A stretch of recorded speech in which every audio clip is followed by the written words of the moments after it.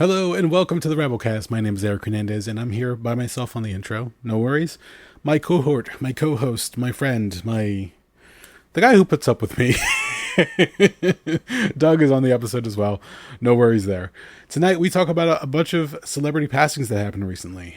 Shannon Doherty, Dr. Ruth, Richard Simmons, Bob Newhart, and Shelley Duvall. All like a cluster of different celebrities that have passed recently. We go into it mostly because I felt compelled to talk about Shannon Doherty. I've been hearing a lot about her in recent podcasts that I've been listening to, and I didn't feel right just talking about her and then not mentioning the others as well. So we cover a few of the different celebrities, and Doug educates me a little bit on Dr. Ruth in particular. So I learned some new stuff tonight, which I thought was pretty damn amazing. We also talk about some of the news coming out of San Diego Comic-Con. I was about to say New York. San Diego Comic-Con, as of tonight's episode, when we record, was the first night, their advanced night or their press night, however you want to look at it. And then from there, we talk also about we talk about Deadpool and Wolverine opening in advanced screenings in a lot of different theaters. I'm sorry, my voice is going. I find it really difficult to speak right now, but I need to finish this intro. Deadpool Wolverine opens up advanced screenings tonight, and a lot of people have been talking about it. A lot of the different reviews have already been coming out about it, and there are already spoilers out there. So be careful if you're online on Facebook, on Instagram, whatever social media or YouTube. There are spoiler videos popping up here and there. So if you don't want to ruin it for yourself, be careful, or maybe just stay off of them for the next couple days until you get a chance to watch it. So that's my little warning to everybody else. But we also talk about some of the other news that I've been talking about. More particularly, Kevin Feige referring to the Mutant Saga in the MCU going forward after this film. So we'll see what happens there. We report as much as we can, but only with what little we have thus far. We are brought to you by InsidePulse.com. You can find us over there on the website under games, comic books, wrestling, TV, and movies. You can also check out the show over at Rabblecast.libsyn.com, where the show is always uploaded. And YouTube.com/Rabblecast. Send us a tweet at Rabblecast. Check out the Rabblecast Facebook fan page. Email us, rabblecast@gmail.com. And as always, don't forget to check us out on Apple Podcasts and Spotify. We're all over the place, so there's no excuse for you not to listen. In fact, if you were one of my friends, or if you're one of my, if you're a family member, and you say, hey, how's the podcast going? Look, there's a whole litany of ways you can listen to it. There's going to be a pop quiz on it next time that question comes up. Just letting you know. I'm losing it. Okay, that's it. We're done. Let's get into it. Everybody have fun. Enjoy the show.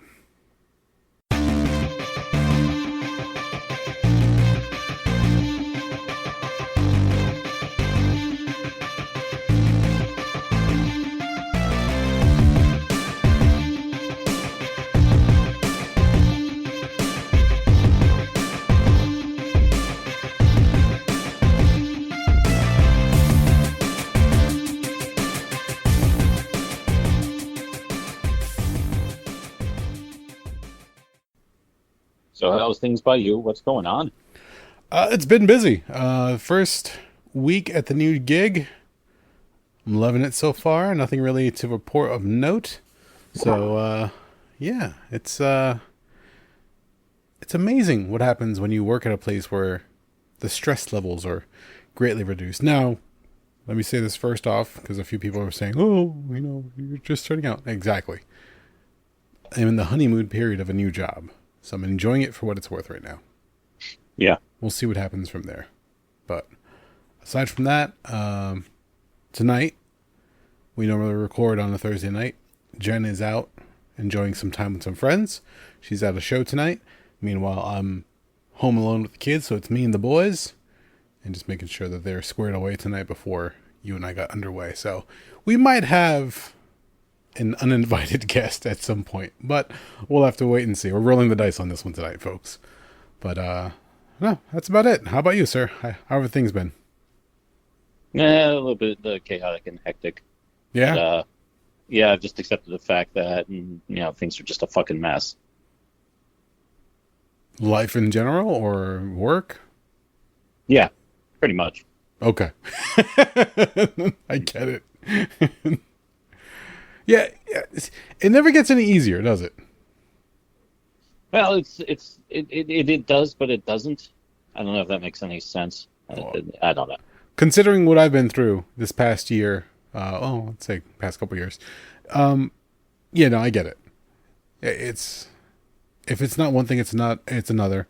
If you think you're in the clear, suddenly something else pops up. Yeah, I understand how it goes. So, I hope that things calm down a little bit for you at the very least, or some of the struggles that you're going through get dealt with, and we'll see. Maybe we'll get some updates down the line from you, whether it's on microphone or off. Fair enough? Yeah.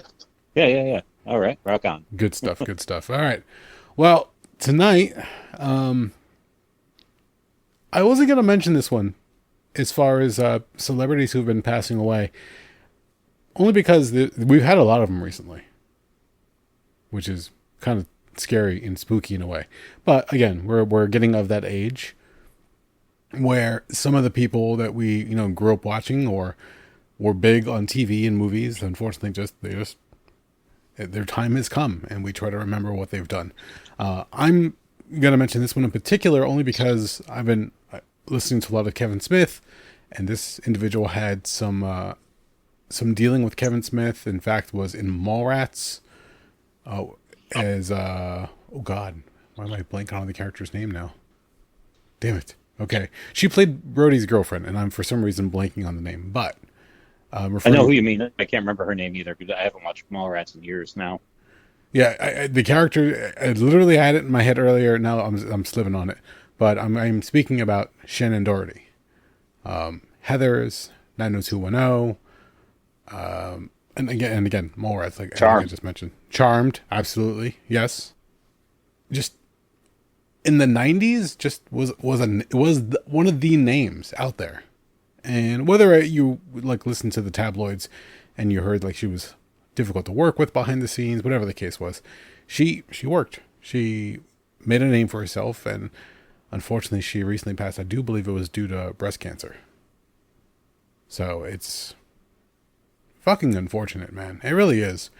But I was listening to a few episodes of Kevin Smith's podcasts, in particular Hollywood Babylon and Fat Man Beyond, and he was talking about the failed attempt at doing a sequel to Mallrats called Twilight of the Mallrats. And Shannon Doherty was all for it. Like, I remember a few years back, I want to say almost 10 years ago, Kevin Smith was going around saying, hey, everybody, do you want to revive Mallrats, and we'll write a script, and we'll do it one more time. We can find a mall. There's plenty of malls that are vacant right now, so we can find a place to shoot, whatever the case was. And a lot of the different past stars signed on, and they were even like taking little selfies with Kevin Smith and everything else, promoting yeah, I'm all in. I'm Twilight of the Mallrats. Let's do it. And for whatever reason, he just couldn't get funding. That was right around the time where I think Kevin Smith got away from like the bigger studios as far as getting funding, and then just going into independent filmmaking at that point. And then for him doing like a roadshow tour where he would take the movies out on the road himself, screen them, do Q&As, and just do select theaters. That way he doesn't have to worry about the theater distribution system, which can make or break you depending. So yes, but if there's one thing that you can hear from Shannon Doherty, she was all in, she was excited for it.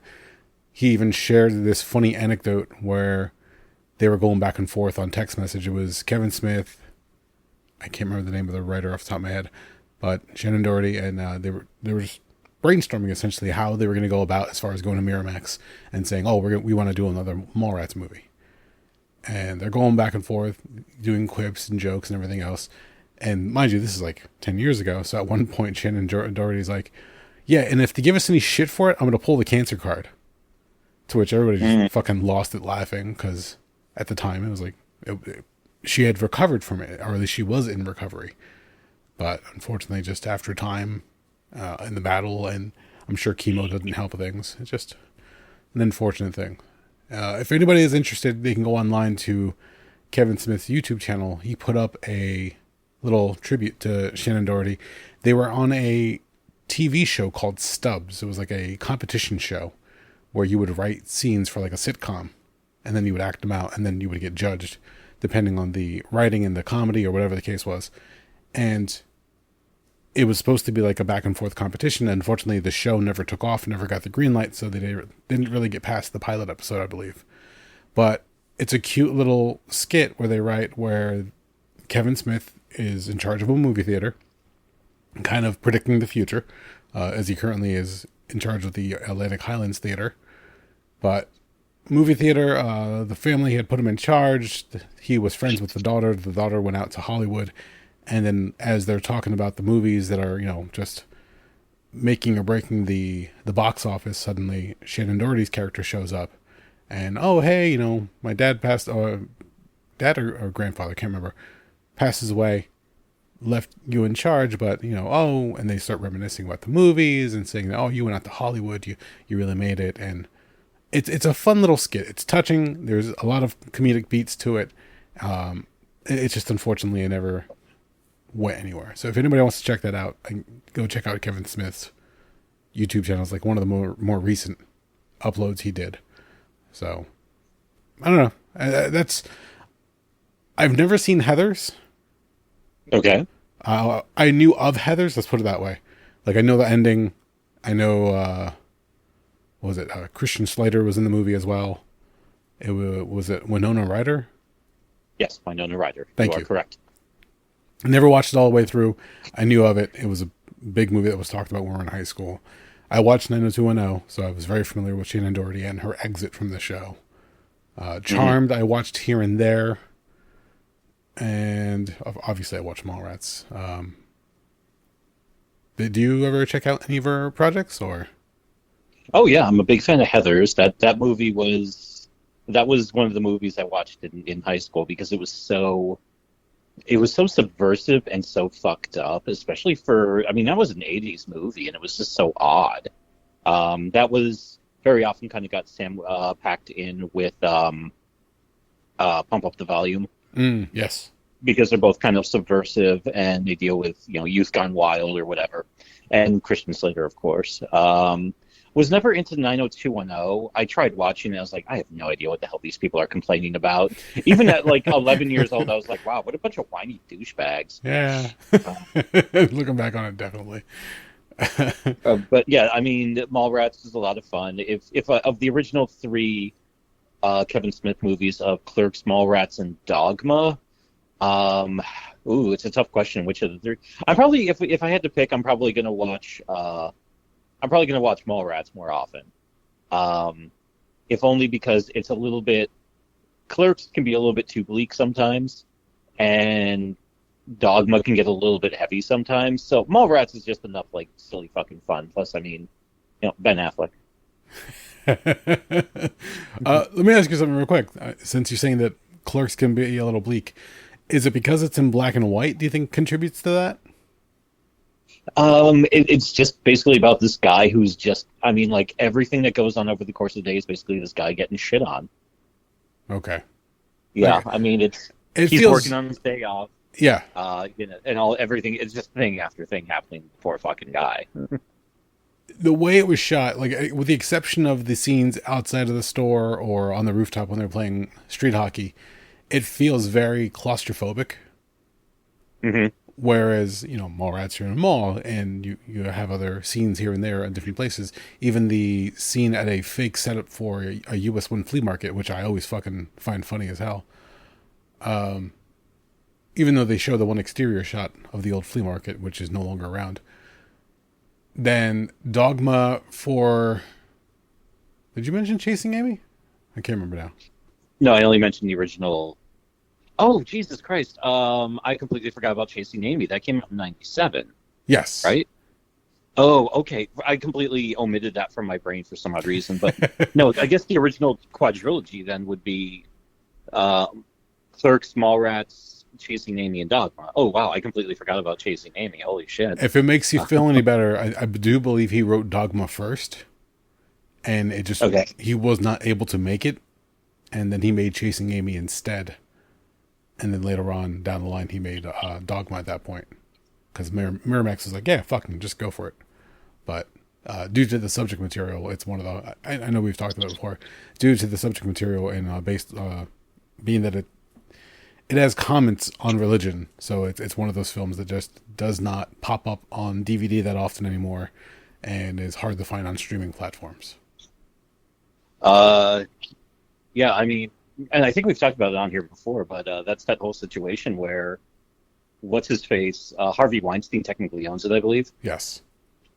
and Kevin Smith has tried to buy it back from him. He's flat out said no, Yep.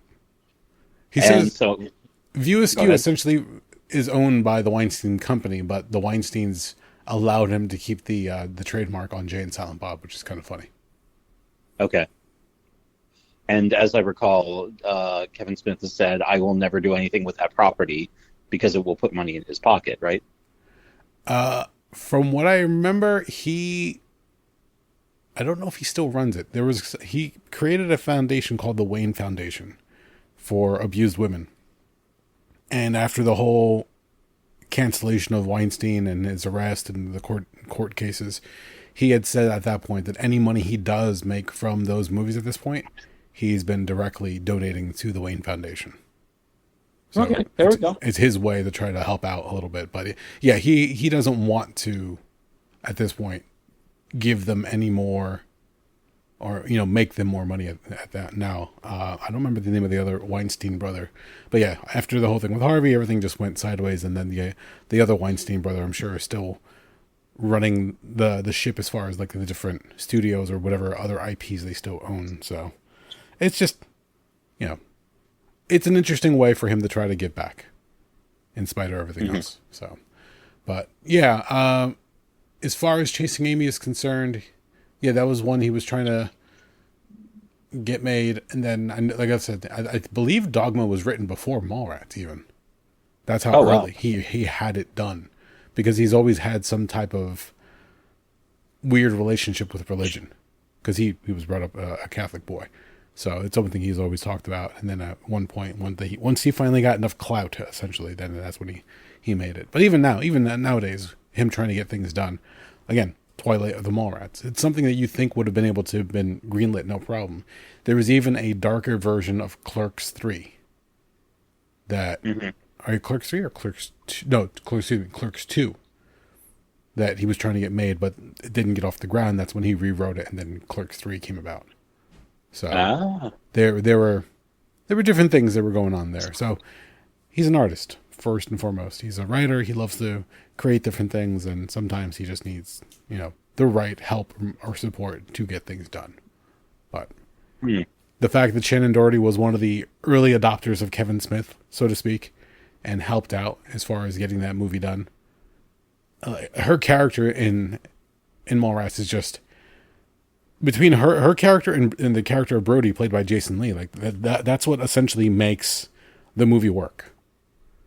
Yeah. The whole story of TS and his girlfriend, yeah, they're technically the main characters, but it's Brody and Renee. That's what her name was. God damn it!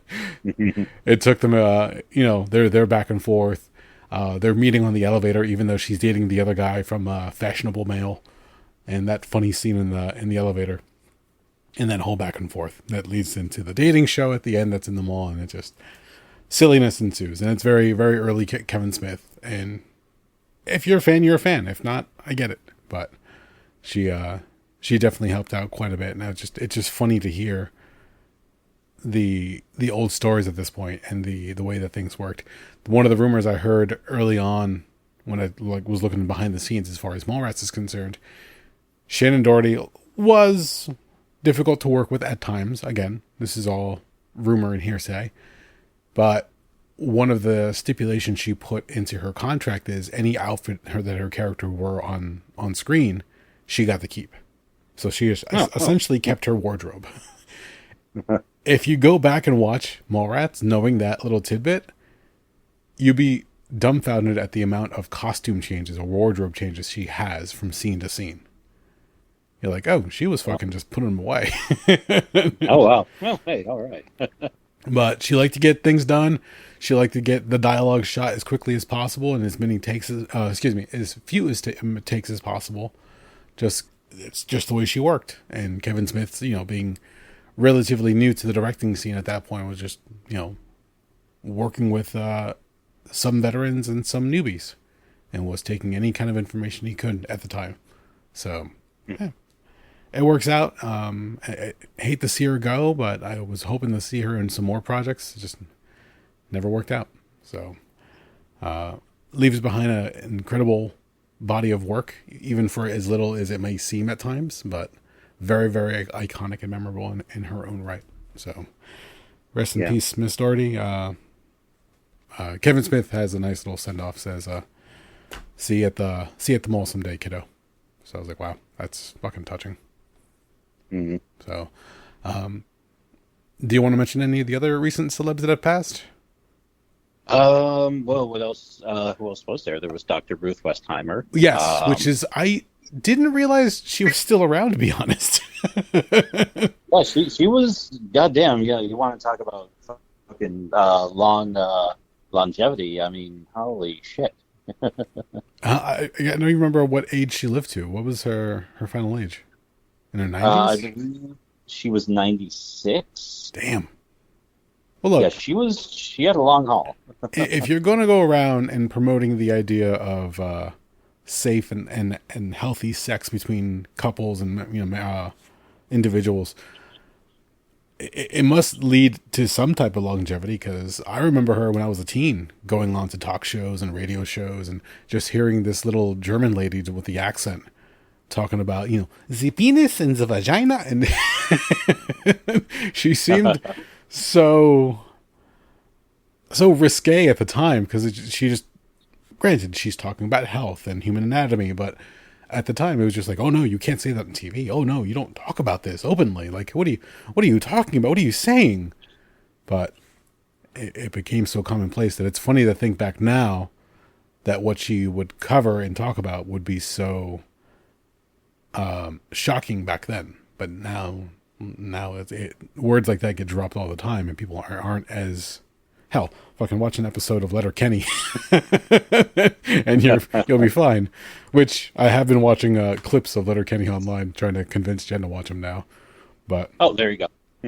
yeah, I've been showing her a lot of Shorzy, and for me it's funny as hell. For her, she goes, I'm not entirely sure. I'm like, maybe we should just watch a few episodes and see what happens. But Dr. Ruth, I mean, just wow.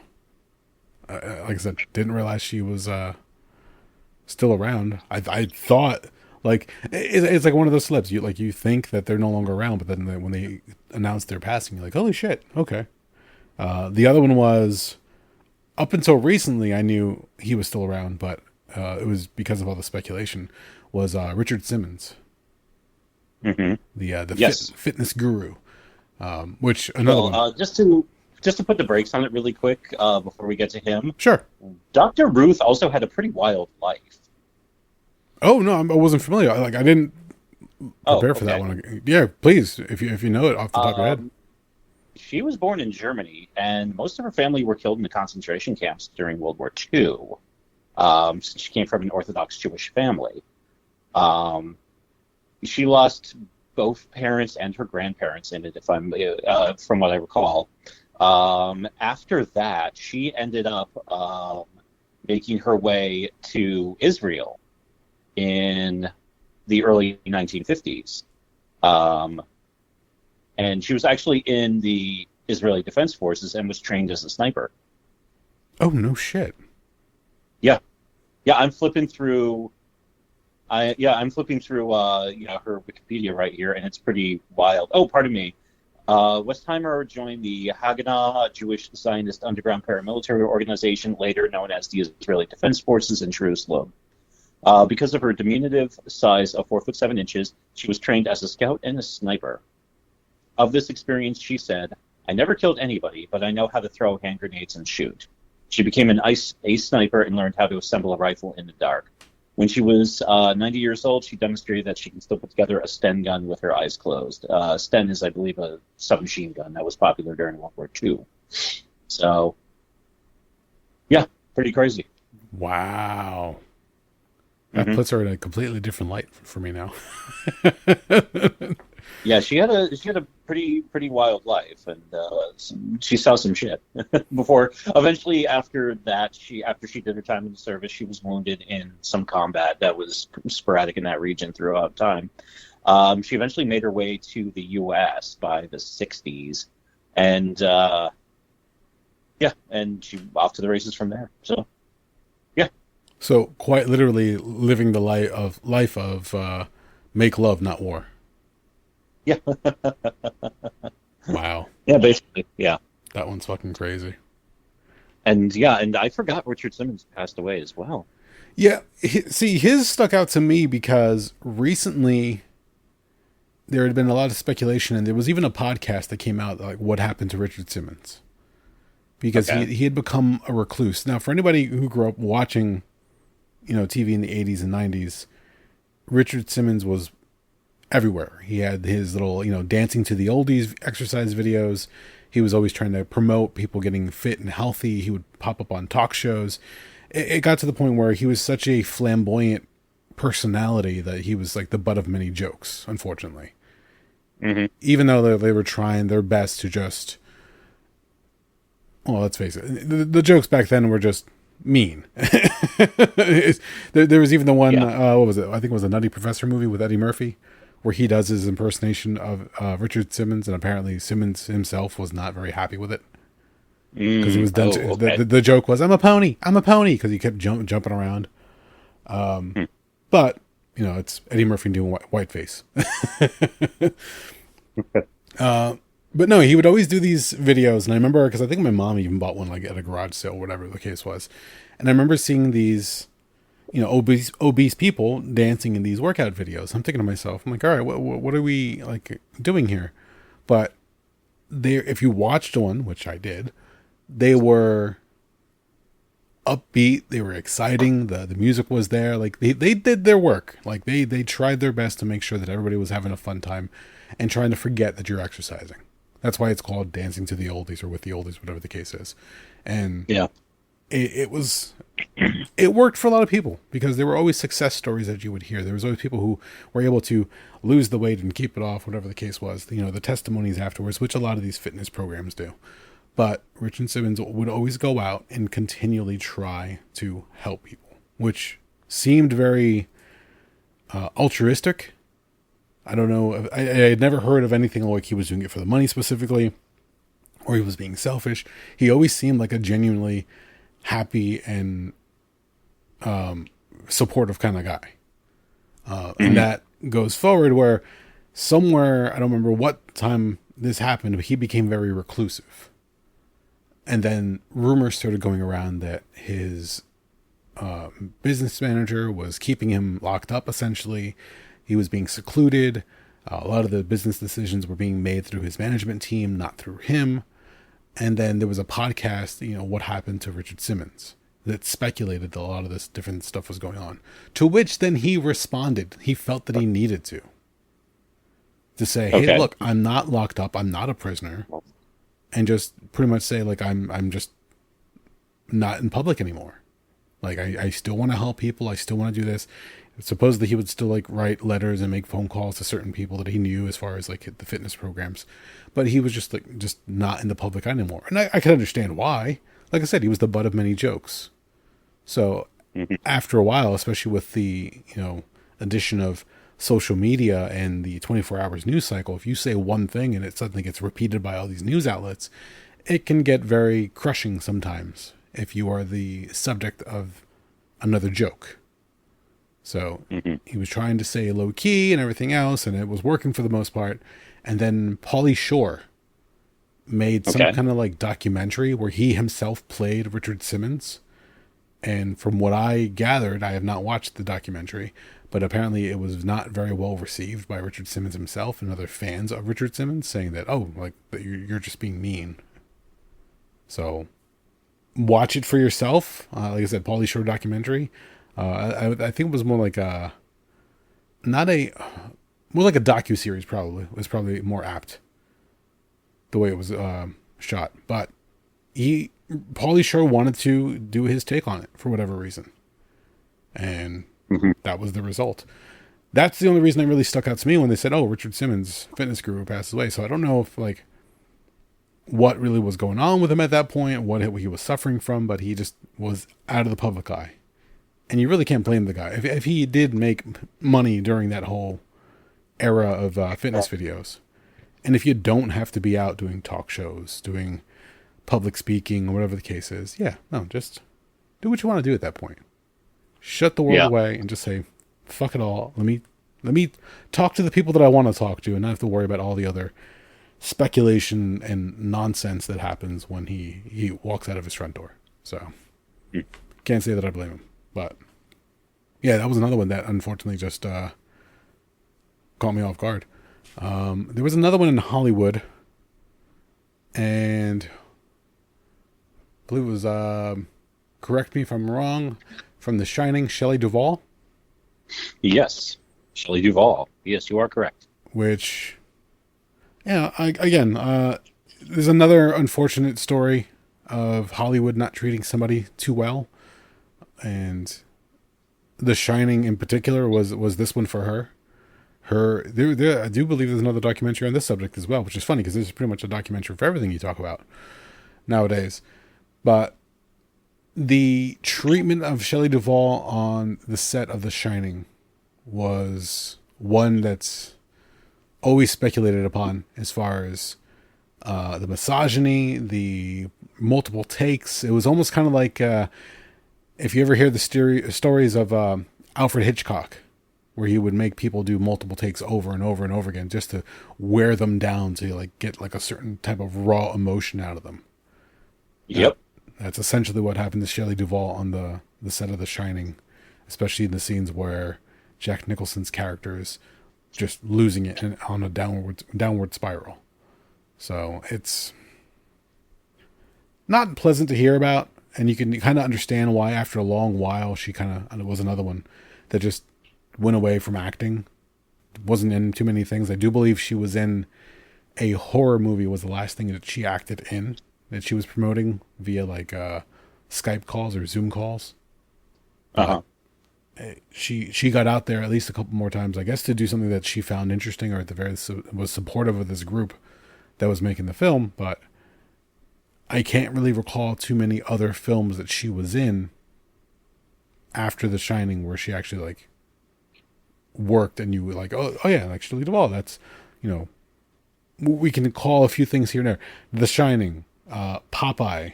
I'm trying to remember something else she was in. Annie Hall. Thank you. There you go. So just a few different examples for that. But once she, I don't want to say she broke, but she definitely got pushed to a point where she's just like, fuck it. I don't need this.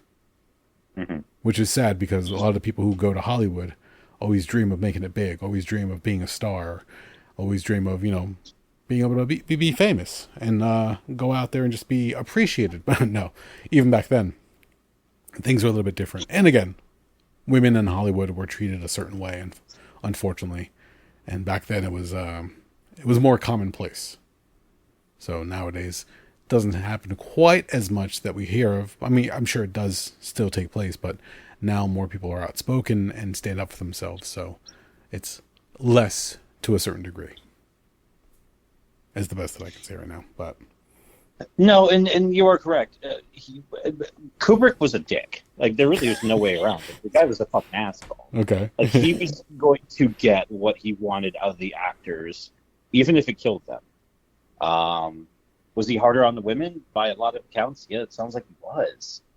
I tend to wonder, what was exactly going through his head. We're never going to know because Kubrick's been dead for, Jesus Christ, I think he's been dead about 25 fucking years now. But it's one of those situations where, he's always going to have that mark against him in my eyes. Like, he's made tons of great movies that I like, but he's always going to be like, well, and he's also a fucking cock. So, and, it's going to be the same. Well, it'll be the same situation when John Landis dies, too, or, whoever. A lot of those guys, a lot of the directors from those eras they probably should have had somebody just needed to walk up to him periodically and just punch them in the face really fucking hard just to remind them like, hey, asshole, you're not a god, and also stop doing blow. Um, but Shelley Duvall was, a wonderfully talented performer, Popeye, all that other stuff. I believe didn't she also have didn't she record some albums? I was trying to look that up before. I wasn't entirely sure, but yes, I remember hearing something about that as well. Yes. Yeah, she put out some lullabies. Oh my God, how are we forgetting the most obvious? She was in Suburban Commando. So, okay, here's my. This is a little bit of admission here. I always get her and Shelley Long for some reason. Just the names alone Okay. get conflated in my head. That was Shelley Duvall in Suburban Commando. She was the wife. Yes, she was. Okay, then yes. Okay, so there's a later lighthearted comedy with Christopher Lloyd and Hulk Hogan. Yes. Yes, that was one that I always hold near and dear, only because how silly it was. I have a hard time watching it nowadays, only because of Hulk Hogan. But Well, he's a piece of shit. Let's be honest here. but yes, wow. Okay, you're right. Thank you for bringing that one up, because otherwise I would have been like, I'm not sure if that was her or if that was someone else. But okay, there you go. Who else was another one? Damn, like I said, we've had quite a few at this point. Bob Newhart was another one. Oh yeah, he did die too, didn't he? Yeah, and he was another one that stuck around for quite a bit as well. Let's see, I do have some info on him. 94. Wowzers. And his was a very interesting one because, all right, so if you're familiar with Bob Newhart, he's an old comedian, old comedic actor. If you're familiar with the Bob Newhart show, I do believe, I want to say he was on Mary Tyler Moore as well. I don't remember off the top of my head. But the Bob Newhart show, I remember watching it only because Nickelodeon at night would turn into Nick at Night, and they would do a lot of reruns from TV shows from the 70s and early 80s. Some even like from the 60s. But I was one of those kids that would watch those old reruns. So My Three Sons, Leave It to Beaver, The Donna Reed Show, Patty Duke, Dobie Gillis, like a lot of those shows I caught. And when I bring them up, they're like, holy shit, you watch those shows? You must have been. I called them in reruns. Syndication's a beautiful thing, especially late at night when I can't sleep. In fact, that's probably what contributed to me to being a night owl, was me just staying up watching old reruns until like 4 a.m. But Bob Newhart is a very, very interesting actor because his style of comedy was being able to draw a laugh with only, facial reactions, or non-facial reactions, I should say, just by silence, essentially. When somebody would make a remark or comment, the way he would just like stare blankly at the question just like would show how absurd the question was, and people would just lose it. If you get a chance, look up like the best of Bob Newhart on YouTube. I'm sure there's a comedy compilation out there, but he always had this weird way of making jokes work, and I appreciated that from then. Nick at Night was a very, very early education for me as comedy is concerned. It's where I learned, the rule of threes and different callbacks, whatever the case was. So his style of comedy just always stood out to me as being different. Mm-hmm. That was then. Fast forward to, I can't remember what the first year for a season of The Big Bang Theory. But the writers of The Big Bang Theory obviously were also Bob Newhart fans because they wrote him into the show as the one character of Professor Neutron. That being okay. the Mr. Wizard, essentially, character for Sheldon's character. So he always watched this one science program and always loved it, and everybody else is like, Professor Neutron, who the fuck is that? But they eventually cast Bob Newhart as the character, and when Bob Newhart meets, or I should say, Professor Neutron meets Sheldon on the show of Big Bang, comedy ensues. The way they wrote it, it just works out. Sheldon's such an awkward character. Professor Neutron is such a awkward science nerd. The both of them in a room make just awkward moments together. Go a little bit further, when they did the spin-off of Young Sheldon, they once again cast Bob Newhart to play the earlier episodes of Professor Neutron. So here he is in his 80s and 90s, still working. So it's just like, motherfucker, man. Like, if that's the case, like, congratulations, because that's awesome. Keep going, have fun. Bob Newhart was around the same time as like Don Rickles. I believe they were good friends. Oh, wow. So it's like that style of comedy from back then. But it worked out for him. Like, if you want to say big body of work or big bucket of win, whatever the case is, like he had longevity, and it still worked out. So good for him, and good for fans of both The Big Bang and Young Sheldon, because they got a chance to be exposed to a comedy great in that case. So, and I hope people will every now and then go, oh, Bob Newhart, who's that? And go back to check out some funny moments from his old comedy routine or comedy shows. So, what do I would think there was somebody else? I'm blanking now, but I think that's quite a bit of celebrity passings recently. Normally they say they come in threes, but we got a awful lot recently, and I don't doubt that we're going to get a few more at this point. Our roommate and friend Tiny was saying that, man, 2024 just fucking sucks so far. Yeah, it's not been a good year. No, it's been a very, very interesting year, and on very, very different fronts. So just looking at the passing of different celebrities, I'm like, man, you never know when one is gonna hit, and at that point you're just like, oh man, what the fuck? And at that point, the speculation starts, and people go back to the old material and resurgence of popularity and different things. So it's just like, yeah, well, look, enjoy them while they're around, because you never fucking know. Whatever the case is, people, unfortunately, like I said, we're of that age. Bob Newhart in his 90s, Dr. Ruth in her 90s. I do believe Shannon Doherty was in her 50s, I want to say. Yeah, she was like mid-50s, I think. Yeah, so that's unfortunately due to illness, but gone way too young, or whatever the case is. Whichever way you look at it, it's a shame. It's unfortunate. So for the ones who don't get a chance to go a bit longer, don't know if it would have worked out in the long run as far as like career work, depending on what they do, but we are there. I'm wondering who else will make the headlines in the remainder of this year. Not like I'm wishing bad upon anybody, but like I said, it just they come out of left field sometimes. It's just like, wow, that fucking happened, and then everybody gets talking about it again. So, switching gears a little bit, going back to 2023 at this point, when we were talking about the actor strike and the writer strike.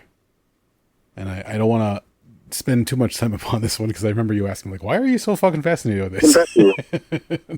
Yeah, we went over that one in very detailed levels. Yeah, well, like I said, for me, it was a morbid curiosity, and I wanted them to succeed and get their, justice as far as contracts is concerned. I was just reading earlier today, and as of tomorrow, it's official, apparently, where the SAG-AFTRA for video game voices or voice work, they will be going on strike as well. Oh, wow. Okay. So the writers and the actors were able to come to terms and get a contract in place so they can continue going back to work. Look, if anybody's wondering why 2024 is kind of light on big blockbuster films or projects in general, and why you're seeing a lot of old material being hashed up, you can thank the strikes from last year. Now, this is what I do have to say regarding the video game branch of SAG-AFTRA. So apparently back in 2022, they started negotiating. And SAG-AFTRA president Fran Drescher even said in her statement, you would think that the studios would learn after what just happened with the writers and the actors after we just went through. Why it took a year and a half to get to this point now where they're saying, enough. If you're not going to give us a deal, we're going on strike. And the main sticking point, once again, is they don't have any definitive language in their contracts regarding AI. AI abuse is still something that they're worried about. And it's a little bit more worrisome when it comes to voice acting, because a lot of times when you do these gigs, a lot of the job offers recently have been saying that we get to use your voice in perpetuity. So if you do a car commercial and they record your voiceover, let's say you do like a 5-8 hour voiceover session, all those takes they can take and they can feed into an algorithm, and now they can synthesize your voice to say just about anything they want. So if they like your voice that much, let's say if you're a young James Earl Jones and you just have that voice, and suddenly they want to keep using it, they can use it for the rest of your life, and they only paid you like what, maybe $5,000. Oh, I'm sure they'll find a way to pay even less than that. Oh yeah, I'm throwing out a round number, but yeah, that's just it. Like a lot of the times, the groups that I belong to, whenever people say, "Hey, I'm getting paid this much for a job, but it's only like 2 hours," they're like, "Make sure you're not. It does not involve AI. It sounds too good to be true. It probably is." Yep. So once again, and the writers and actors, that took some time, to the point where they were like the nasty rumors were coming out saying that the Hollywood execs were gonna wait out the actors. Oh, after a while, when they can't make rent, then they'll come crawling back for a contract. Let's hope that's not the case. There have been a number of different voice jobs popping up as far as all these different companies are concerned, and there's a large number of companies in video games, and you would think that they would pay for the talent, but voice acting is a different area altogether. You're not being paid for your looks to be on camera. You're being paid for a voice. So Steve Bloom, who has done the voice of Spike Spiegel on Cowboy Bebop, the English version, who was some of the other characters? I'm blanking on the top of my head for him. But a lot of these prominent voice actors, they're just known for their voice. John DiMaggio from Futurama does the voice of Bender. They are known for these characters. They are known for what they provide. But if you were to see them, unless you're a fan, if you see them out in the world, you wouldn't know that it's a voice actor. Troy Baker is another one that I'll bring up real quick. Where if you see him in real life, is not only does he have a phenomenal voice acting talent, but he's also a beautiful man. So, the one time I did get to interview him at New York Comic Con a few years back, I'm like, this isn't fair, man. Just pick one. He goes, what? I was like, you're handsome and you're a great talent. That's not fair. Yeah. And he just smiled and shrugged his shoulders. Motherfucker's double dipping. But all in jest, they're all great people. I have not met a voice actor, whether it be at a convention or just through other means, where they haven't been amazing. So they're very supportive of their fans. They're very giving when it comes to conventions. So it's unfortunate that this is going to be happening, because there's going to be a lot of people that if you don't have a job that's being struck down essentially, then you're going to be hurting for some work for the next few months, possibly. Yeah. Don't know when that's going to finish up or end up. That's going to also affect a lot of different projects. Who knows what happens as far as like these AAA titles. So the company behind, I want to say it's behind Grand Theft Auto was another one as well. You'd think that they would be willing to come to some kind of terms or deal. But yeah, just go through your list of games that you have. There was an entire list that was put out. Let me see if I can find it real fast. Because when this broke earlier today, and I was reading about it, I was like, you got to be kidding me! Like again, Fred Drescher's right. You would think that after last year's debacle, the video game branch would understand that. Hey, look, we should probably deal. Especially after all the nonsense that happened. So, SAG-AFTRA. Oh, that's the old one. I put this in for now, and then all of a sudden it becomes a weird time portal as it talks about the one from last year. Mm-hmm. So yeah, SAG-AFTRA calls strike against major video game publishers. Can I find the list of companies?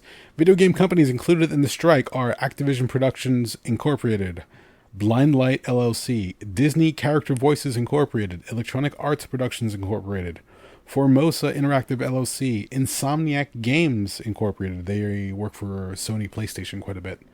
Llama Productions LLC, Take Two Productions Incorporated, VoiceWorks Production Incorporated, and WBE Games Incorporated.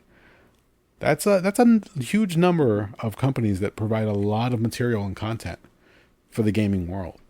So maybe it'll be a month, might be 6 months. Wait and see. I'll try not to cram it down everybody's throat. I'll do like little updates here and there, but I do hope that that one can get squared away. Because again, AI, when it comes to voice acting, it's a lot easier to abuse that. So until they get the actual language that they're looking for or guarantees that they're looking for, I stand with and I support these people because they do a lot to entertain us. At the very least, let them work with and live with a contract that's up to the standards for what they're doing. Yep. So, in the background, if anybody can hear it, we live near a baseball stadium, and I do believe they're setting off some fireworks. I don't know why. We're way past 4th of July at this point, but it's whatever. Tonight also is the first night of San Diego Comic-Con. Oh, it is? Yeah. Oh, okay. So this is the problem of starting a new job and then having different alerts on my phone, because I've been getting inundated with different like Comic-Con exclusive at San Diego. Come by our booth. I'm like, motherfuckers.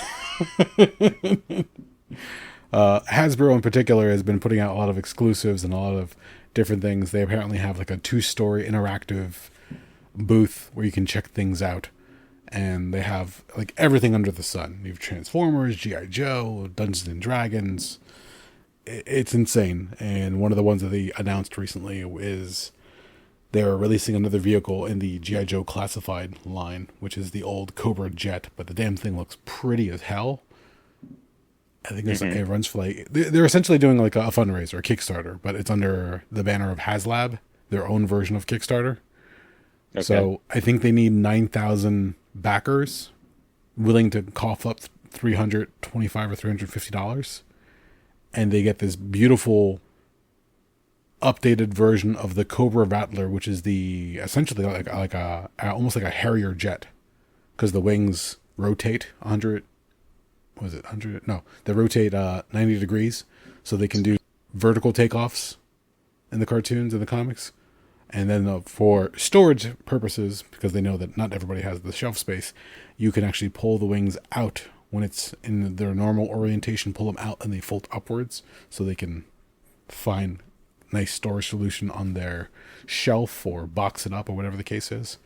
But yeah, I've just been getting like different updates, and then there's the live streams that are coming through from all the other companies as well. So I'm like, damn it. I have yet to go to a San Diego Comic-Con, but it looks like fun. And it seems like now after everything that happened with the pandemic and the shutdowns and the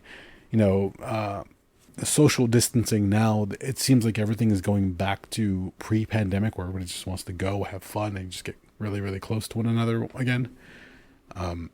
The fact that they have like this interactive booth and everything else, not to say that other companies haven't done it in recent years, but we're getting more and more comfortable with these conventions, and once again just having these interactive experiences and going to check out booths and buying figures and merchandise and exclusives from all these different vendors. That it's cool to see some of the different stuff. And I also have friends reminding me that, oh, New York Comic Con is just a few months away, you gotta go check it out. I'm like, not yet. The kids are still kind of young.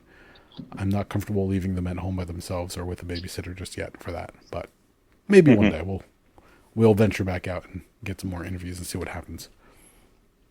But also tonight, I can tell you that there was a plan at one point where tonight is the release date of Deadpool and Wolverine. I thought that was coming out tomorrow. It is tomorrow, but today is the advanced screening night. Oh, okay. So a lot of the theaters have them out early and are just trying to cash in as much as possible. And from a lot of the different reviews so far, it seems like it's a really good movie. It's fun. It's I'm trying to remember one of the taglines that they used in one of the headlines. There's emotional moments in it, but they're from other people who are being a little bit far more critical than you would imagine. They're saying that there's certain parts of the film that feel like they flounder.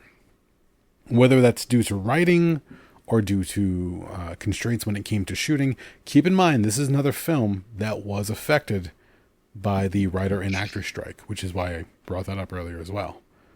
A lot of those projects had to stop at certain points because they couldn't get writers, union writers, to continue working. At that point, you didn't want to cross lines, so they had to stop altogether.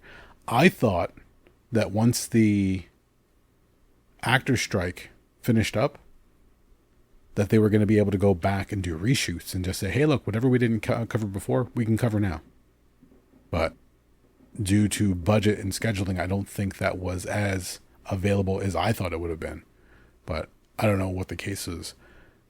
The one advantage of Deadpool, as far as the character is concerned, is because he always has the mask on, you can pretty much ad-lib or, loop in whatever audio you want from him on the back end. Because there's no lip movements to match up.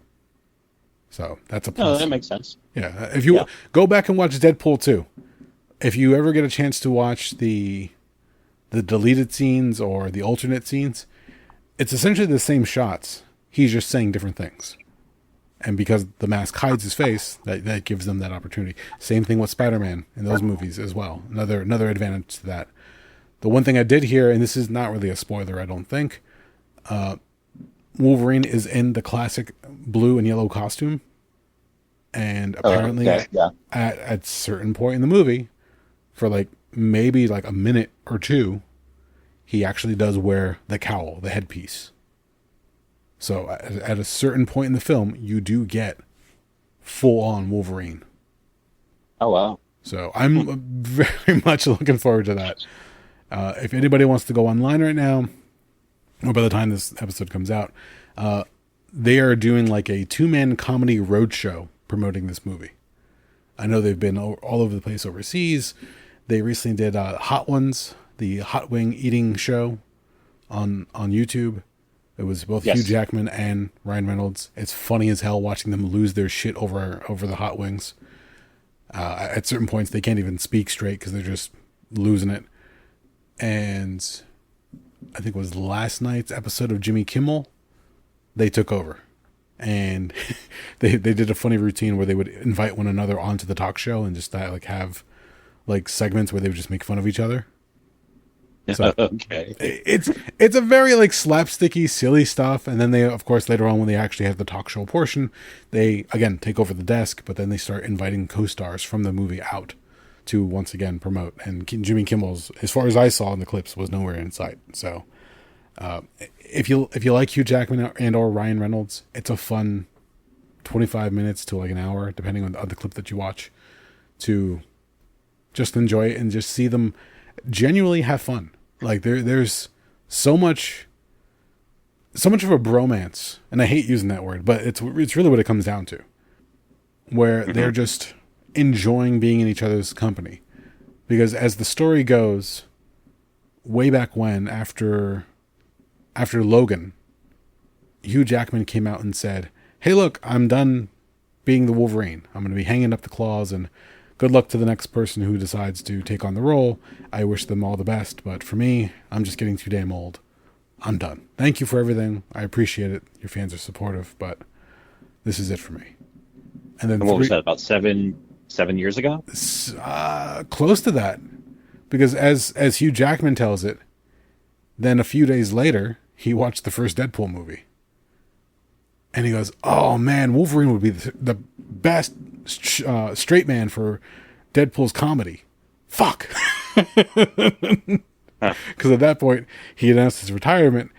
And it just, from then on, Ryan Reynolds had already been putting in the jokes. If you watch the first 2 Deadpool movies, you can just see the love he has for Hugh Jackman, and he's just constantly trying to egg him on to come back. So for anybody who's wondering, oh, Hugh Jackman just did it as a ploy. No, he genuinely wanted to give up being Wolverine because it's not easy for him to be in that physical peak shape to do that character over and over again. But after some time and some deliberations, finally he got in touch with Ryan Reynolds, which then they got in touch with the brass at Disney, and they said, okay, let's go for it. And now we get Deadpool and Wolverine. But for the longest time, Deadpool 3 did not have Deadpool and Wolverine. It was going to be a different story because they were trying their damnedest to break the story on it, but Disney kept saying no, no, no. I think they had like 12 different scripts that they wrote, and they just could not find what was going to make the movie happen.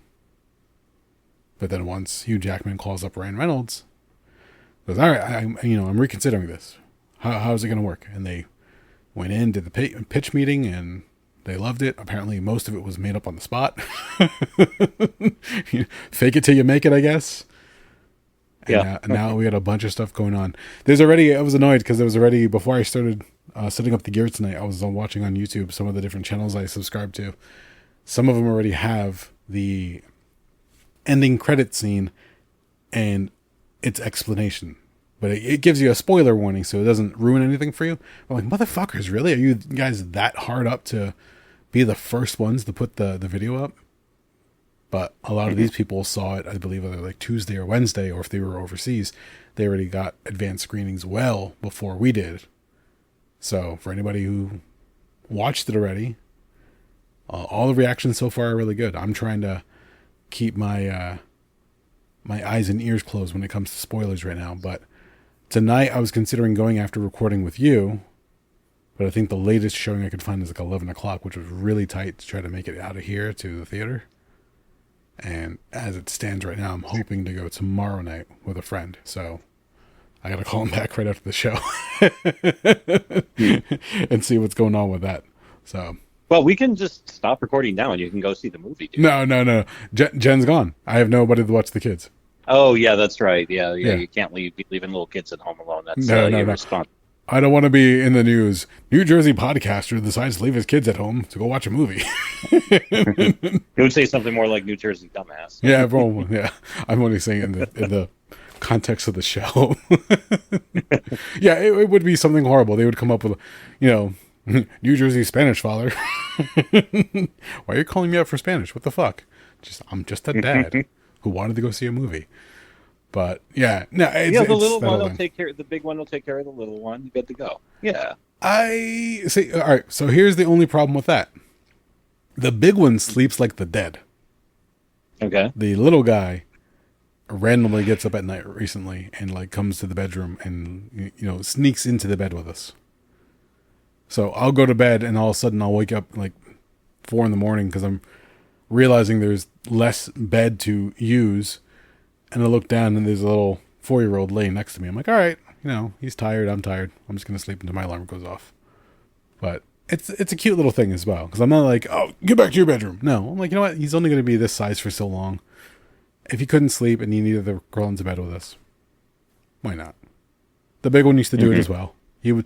In fact, they both had this thing, and this is very adorable, where there was a point at one time when our oldest, when he was about 3 or 4, he would actually, we had him in, this is before we converted his crib into a bed, so maybe he was like 2 or 3, but he would actually crawl out and over the railing of his bed, okay, and sneak into the bedroom with us and go to sleep. I would wake up thinking to myself, oh, maybe Jen brought him in. She would wake up on different nights going, oh, maybe Eric brought him in. It wasn't for a few days later when we realized, no, the other one didn't bring him in. He was climbing out of his bed and coming to sleep with us. To which point I'm like, all right, well, we got to convert the crib into a regular bed at this point because we had that type of setup. But at the same time, we're like, all right, we can do like cuddle nights or, family nights, whatever the case is. And he can come lay down with us. No problem. We have a large bed, so it works out. But that's like only like certain nights we allow him to do that, even to this day. Now, the youngest was doing the same thing. We had his bed set up in our room for a while, just for space. And he was doing the same thing where he would crawl over the railing and come join us. Now, they both have bunk beds. Oldest one's up top, youngest is on the bottom. But the youngest one, every now and then, will just slip out of bed in the middle of the night. I've caught him doing it at least twice, where I hear something, and all of a sudden you hear something crawling into the bed, and you're just like, oh God, please, I hope that's the child. And I hope I'm not having a weird nightmare. And then he would just crawl into bed, get comfortable, like cuddle up either to Jen or to myself, and then just pass out. At that point, you're like, you know what? Why not? Just let him relax. It's a fun little family thing. You know, at a certain point, I'm sure we could use it against him when he's getting married and we have to tell some kind of funny jokes or stories about him. But for the time being, it's just like, okay, yeah, I get it. Just got to keep an eye and make sure we don't squish him in between the two of us. The last thing you want to do is like when the child crawls in the bed and all of a sudden I don't know if you ever had like restless leg syndrome or anything, like where your legs just like twitch in the middle of the night. Last thing I want to do is try to kick your child in the head. Yeah, that could be a problem. Yeah, just making sure, like little things like here and there, like when we do find him laying in bed, we're just like, oh, you know, make sure he's safe, make sure he's okay, as long as he's comfortable. Okay, go back to bed. But you never know. Just being safe. And again, it catches you off guard, so you're not entirely sure what the fuck is going on. You're waking up all bleary eyed and just you want to go back to bed. You're like, oh, I don't have to get up just yet. We'll see what happens from there. Any plans for you to catch Deadpool and Wolverine in theaters, or are you going to wait for it to come out at home? I don't know. Who the hell knows? I don't know. I wouldn't mind seeing it. You know, truth be told, what's probably going to happen is I'm probably going to go on Wikipedia, read what happens in the movie, and then I'll see it when I see it. To be honest, that's not a bad way to go. I know you used to do that with wrestling shows. Yeah. So because I'm sure there's going to. I'm willing to bet money there's going to be something that happens in this movie that somehow brings. This is supposed, word around the campfires. This is the movie that brings the X-Men fully into the Marvel Cinematic Universe, I believe, right? That is the big rumor, yes. Yeah, so I'm sure it's going to be something like that, and I'm sure they're banking a lot on this because Marvel really needs to get something in the win column because they've been on a cold streak, I think. I don't even remember the last Marvel movie that came out. I want to say it was the Marvels back in November. And then that sounds right. Then last year, around February, I want to say that was Quantumania. And then last May was Guardians 3. Okay. Yes, and Guardians 3 was the highlight out of the three. Quantumania suffered from the writing and from some of the shoddy CGI and certain conditions. Guardians 3 was James Gunn's swan song for the MCU, which I think both you and I were not as impressed as everybody else was by it. I mean, yeah, it was a fun movie, don't get me wrong, but to be the final follow-up, it's just like, eh. So, but yeah, did well in theaters. It was the talk of town for quite a bit, and then when the Marvels came out, I don't know what it is with Brie Larson. I guess she just pissed off the wrong people when it came to interviews. And then on top of that, you have a female-led superhero movie. It just had like two things working against it. So if you haven't watched the Marvels yet, I'll say this. It was a fun film. Mm-hmm. It's a quick movie. It moves real quick. Moves real fast. And it didn't waste any time getting to what it needed to do. So I thought it was a great sequel to the original Captain Marvel film. And once again, continues to push forward the storyline for the different phases. I can tell you this, though. I was watching some of the red carpet streaming for Deadpool Wolverine, and even Kevin Feige himself has said this will now usher us into the Mutant Saga. So it looks like they are switching gears from what they had originally planned, where the Kang Dynasty was going to be the next Avengers film. Yeah. And now they're going to rethink their approach. Supposedly, and this is all speculation so far until they announce it, they've recast Kang quietly, supposedly. They're going to be switching gears, like I said before, so no longer the Kang Dynasty. And they have re-entered negotiations or talks with the Russo brothers, who were responsible for the Winter Soldier. Oh, no, actually, wait, hold on one second. Yes, I want to believe it was the Winter Soldier, Captain America Civil War, and also Infinity War and Endgame for the Avengers films. And part of their stipulation to return to the MCU, they've already said that they want to do Secret Wars. That's the film or the story that they want to tell next. Mm-hmm. So after the Kang Dynasty was supposed to be Secret Wars, which still might happen, just that they might switch it up a little bit. So if they're switching out of Kang Dynasty, they might switch over straight to Secret Wars, and then sooner or later, or even in place of, they'll do X-Men versus Avengers. And with that in mind, they said that they will return, the Russo brothers will return to direct if they can get Marcus and McFeely, the two writers that were on the previous films, Winter Soldier, Civil War, Infinity War, and Endgame. Because it seems like that was the winning Marvel combination. Mm-hmm. That's how everything really started to gel, and then that just dovetailed you into the end of that phase of the first 11 years of films for Marvel. That's also to be said that they released the trailer for Captain America Brave New World with Harrison Ford and Anthony Mackie. And so far that, once again, it looks like it's back to that political intrigue of a type of a storyline for a Captain America film. Mm-hmm. Did you watch the trailer for that one? No, I didn't even know it came out. Okay. The trailer for that one, I want to say, was about like a week or two ago. Oh. Again, you get to see Mackie and the new Captain America suit, which is a hybrid of his Falcon and Captain America suit. So he is now the new Captain America. He has the shield. And Harrison Ford is replacing William Hurt as General Thunderbolt Ross, who is now the President of the United States in the MCU. Okay. And one of the things that they've been planting for quite some time is that General Ross was going to be going through a transformation as well, not just actors, which there's a funny line in the trailer that addresses that. But at the very, very end of the film, we see the leg of Red Hulk. As a shield is thrown at him, he catches the shield in midair and just throws it into the ground. And spikes it, essentially.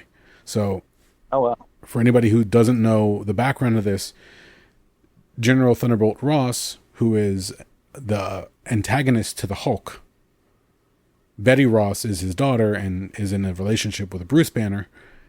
So it's the whole father jealousy and anger thing, as far as not only is the scientist responsible for the Hulk dating his daughter, but also it's a failed government project. So, on two fronts, he wants to go after this scientist in Bruce Banner and the Hulk.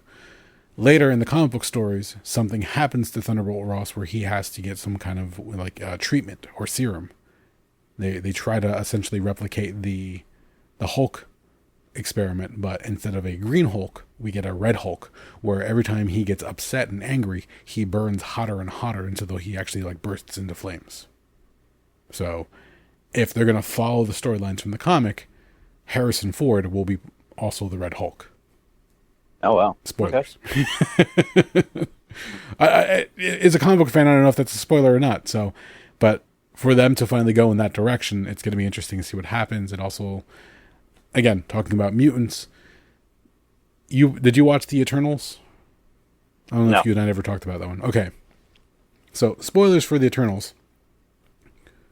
They reference the Celestials, which are like these big cosmic beings larger than the planet itself.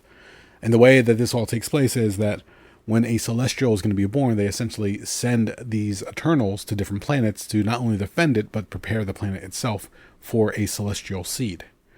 So a planet must die for a Celestial to be born.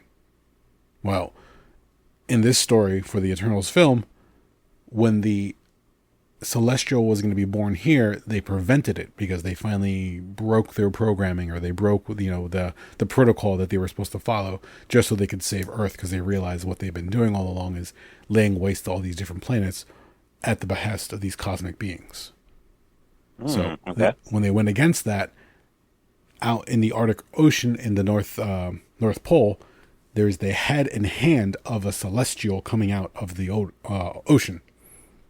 And the problem with this is, ever since the Eternals film, there's been very little to no reference to this phenomenon happening in the MCU, where this giant head and hand are just sticking out of the ocean.